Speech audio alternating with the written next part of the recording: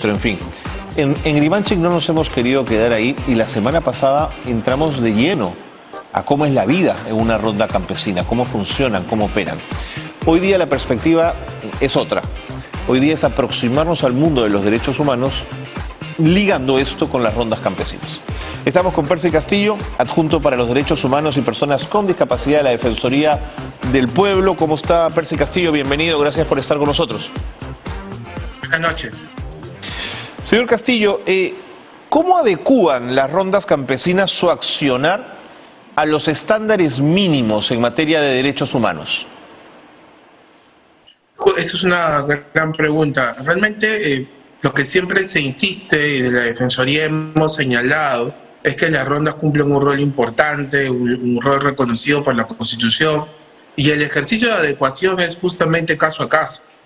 Por eso es siempre necesario un constante trabajo de capacitación, un constante trabajo de orientación, de diálogo con las rondas, para esclarecer justamente hasta qué punto una actuación que ellas realizan puede violar derechos humanos, ¿no?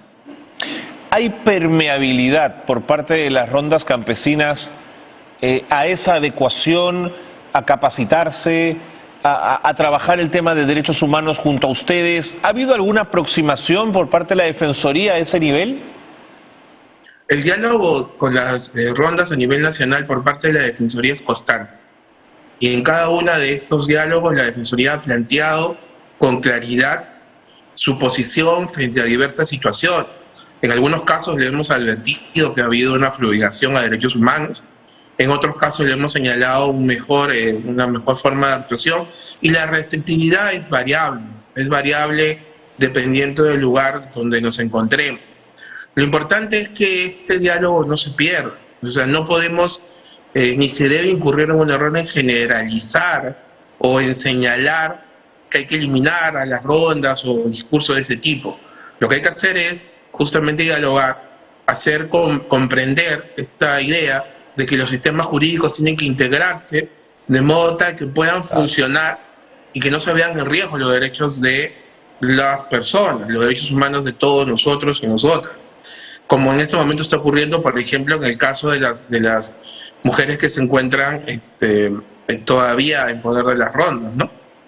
Sí, yo voy por ahí también. Creo que el rol de las rondas hay que saludarlo y hay que defenderlo, pero hay que adecuarlo.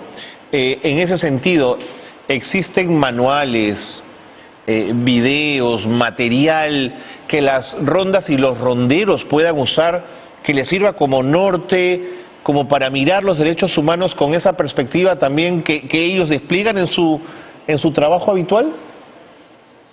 Hay que trabajar más en ese ámbito. La propia Defensoría, con sus limitaciones, no tiene un material en este momento que pueda justamente compartir con el apremio que se requiere y con la amplitud, pero cumplimos esa función en el marco de las capacidades que tenemos, ¿no?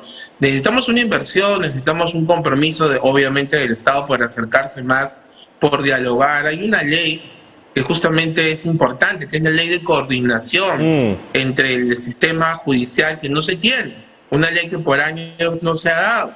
Y eso marca que para el Estado en general, para los gobiernos que han pasado, tanto el Ejecutivo como también al Poder Judicial, no han ahondado todavía en generar, y el propio Congreso, por cierto, estas normas de coordinación que es tan necesaria. ¿Puede, señor Castillo, la interculturalidad que nos permite aproximarnos con respeto y con comprensión al mundo de muchas comunidades que además tienen una enraizada identidad, esta interculturalidad puede abrir la puerta para que se produzcan abusos contra terceros? Por ejemplo, castigar a un hombre infiel con azotes o golpear a una mujer bajo la acusación que es bruja, digamos, donde la interculturalidad comienza a cederle espacio a la otra justicia y a los derechos humanos. Es que ahí es donde está el límite con claridad, y esto lo hemos señalado. El diálogo intercultural, respetar las costumbres, como bien lo señala la Constitución, tiene un límite ya bastante claro. No se puede afectar un derecho humano a la integridad personal. incluso dentro del propio sistema jurídico, dentro de las propias normas que componen el que aplica las propias rondas, este tipo de acusaciones o señalamientos de brujería, etcétera, no pueden ser aceptados, y menos otorgar un castigo como el que se ha brindado, ¿no? Eso la Defensoría del Pueblo ha marcado con claridad, no es admisible. Y cuando ustedes le indican esto a las rondas campesinas, ¿se molestan, se sienten, digamos, miradas y juzgadas por terceros que vienen de fuera? ¿Cómo reaccionan cuando se les dice cosas como las que usted está mencionando ahora, doctor Castillo? Bueno, nuestro jefe de la Oficina de la Libertad ha tenido un diálogo permanente con ellos en búsqueda de que estas personas puedan recuperar su libertad, estas dos mujeres. Estas mujeres. Y en ese diálogo les ha insistido en que lo que ha ocurrido y lo que han hecho está mal. Obviamente ellos señalan de que no, que actúan conforme sus normas constitucionarias y que por eso han hecho lo que han hecho. Creo que ahí va a faltar y se va a necesitar justamente un mayor diálogo para poder de la mano establecer cuáles son esos límites que necesariamente se tienen que respetar. Porque sin entrar en la discusión sobre la figura legal de lo que es un secuestro, en relación a lo ocurrido a los periodistas de Cuarto Poder, ¿no es cierto? A mí no me cabe duda que sí se produjo una coacción a todas luces inaceptable, entendiendo la lógica, entendiendo el derecho a la detención, entendiendo la forma como organizan su seguridad. La coacción sí me parece inaceptable, señor Castillo. Desde luego, y porque hay un elemento que un pleno jurisdiccional sobre el particular, el 1 del 2009, ha señalado con claridad que para la aplicación justamente de la justicia por parte de las rondas, tiene que existir un elemento normativo, o sea, qué actitud o qué hecho ha vulnerado, en el caso de los periodistas, de las normas que las propias rondas tienen.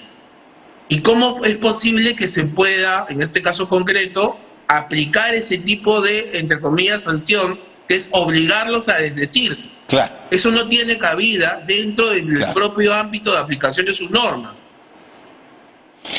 Voy a aprovechar que estamos hablando de rondas campesinas para irme a los comités de autodefensa, entendiendo que son cosas completamente diferentes y que no responden a los mismos intereses, dinámicas ni cuestiones identitarias. Pero a diferencia de las rondas, los comités de autodefensa no tienen ese vínculo de identidad que sí lo tienen las rondas campesinas. Yo quisiera preguntarle si esa es quizás la gran diferencia que hace que un comité de autodefensa nos parezca hoy peligroso para encargarse de la seguridad ciudadana. Es que los comités de autodefensa nacieron justamente para combatir a Sendero Luminoso, a los grupos terroristas, y estamos bajo el control, bajo el entrenamiento de las Fuerzas Armadas. Cumplieron un rol importante, hubo excesos también, sí, que la Comisión de la Verdad señala claro, con claridad, pero es justo también señalar que fue una contribución valiosa para la derrota militar del Sendero y el MRTA. Ahora bien, y la perspectiva es que en esta época se reconozca su importante función que ya pasó y obviamente hagan el tránsito a una vida civil, a la integración plena dentro de la sociedad sin el uso de esas armas y ya bajo la competencia de las normas civiles que rigen en todo el Perú. Ese es un plano importante que hay que señalar. Reconocer su esfuerzo, también sancionar esos excesos que ocurrieron y aplicar y entender que debemos transitar hacia ya la aplicación común y hacia la desactivación progresiva de esos comités de autodefensa.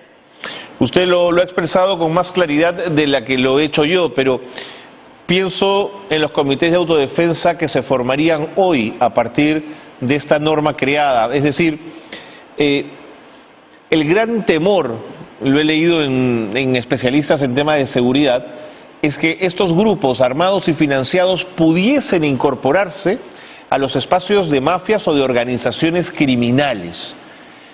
Algo impensable en el mundo de la ronda, por un tema de la ronda campesina, por un tema de identidad, de pertenencia, de tradición, de derecho consuetudinario que las asiste. pero en el caso de los comités de autodefensa parecería que hoy estarían mucho más cerca de la ilegalidad que de la legalidad en caso de existir. ¿Coincide usted con esa mirada?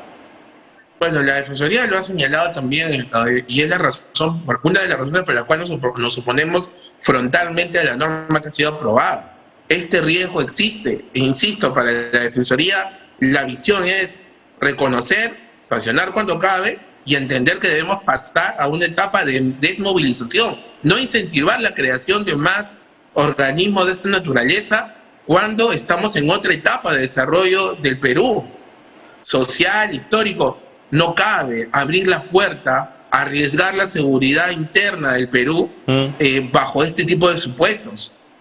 Pero fíjese, yo mismo me voy a meter cabe a mi propio argumento, pero también me pongo en la posición de los que dicen, ¿y cómo nos defendemos entonces de este nivel de inseguridad en el que vivimos? Es que ahí es donde la actuación del Estado en su conjunto tiene que ser garantía de esa seguridad. Absolutamente. Pero no lo es, ¿no? Que es la razón misma de la existencia del Estado, ¿no? El sustento filosófico del mismo. Es cierto que eso es hablar, puede significar también hablar en teoría, pero debemos, y es el compromiso de la Defensoría, convertirlo también en una actuación y en un hecho real. Por eso es que, por ejemplo, estamos abriendo un módulo en Pichari, un módulo de atención. La Defensoría va a tener presencia en la zona, en la gestión de la doctora Elena Rebollar, para justamente hacer presente que los esfuerzos de la Defensoría están centrados en llamar la atención a donde tiene que el Estado brindar mayor nivel de seguridad. Totalmente de acuerdo. Es responsabilidad del Estado y sobre todo de la Policía Nacional el tema de la seguridad. Y de, por supuesto, todos los aliados que forman parte del sistema de seguridad. Doctor Castillo, siempre es un gusto conversar con usted. Muchas gracias por haber estado con nosotros y gracias a la Defensoría. Buenas noches. Percy Castillo ha estado con nosotros, el adjunto para los derechos humanos y personas con discapacidad de la Defensoría del Pueblo. Tengo para compartir antes de irnos a la pausa.